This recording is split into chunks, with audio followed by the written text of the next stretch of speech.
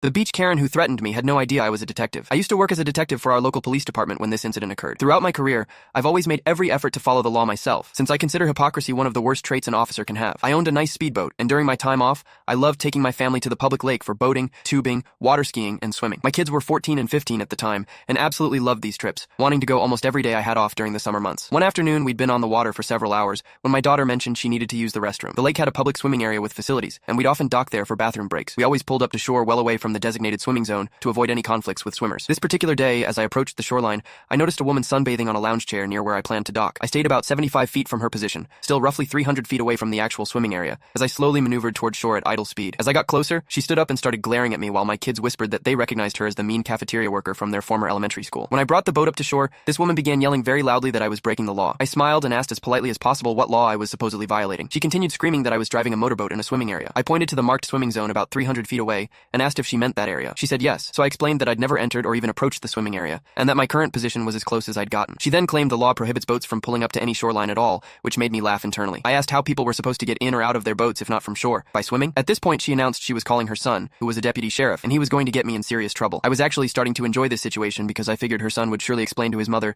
that she couldn't prevent me from legally docking my boat. I stood nearby as she called someone on her cell phone, presumably her deputy son. She then read my boat's hull number to whoever was on the phone. It's like a license plate for watercraft. With a smirk on her face, she said her son was going to order me off the lake immediately. What happened next absolutely shocked me. This woman called me by my full legal name and handed me the phone. What had just occurred was a clear violation of state law known as a privacy violation, and police officers are frequently charged with this exact crime. When an officer uses police databases to obtain personal information inappropriately, say a deputy tells his mother the registered owner's name for a boat she's arguing about, it's a serious criminal offense. Every cop knows this rule. As I took the phone, I immediately asked who I was speaking with. The voice said this was Deputy Johnson from the county sheriff's office, and I immediately interrupted to ask if he knew what a privacy violation was. Several seconds of complete silence followed. I used his real name and asked again if he was still there. He confirmed he was, so I repeated my question about privacy violations. He stammered something about hull numbers being public records, but I told him that wasn't what a privacy violation meant. I asked if I needed to remind his supervisor about privacy laws, which was met with more silence. I then suggested we handle this simply. I'd give the phone back to his mother, he'd tell her to leave the beach immediately, and we could all pretend this never happened. After a long pause, he exhaled deeply and agreed to my terms. I handed the phone back to his mother, who whispered briefly before angrily snapping it shut without making eye contact with me. She packed up all her belongings and left immediately. I considered reporting the deputy's misconduct anyway. Technically, I was the victim and didn't feel victimized at all,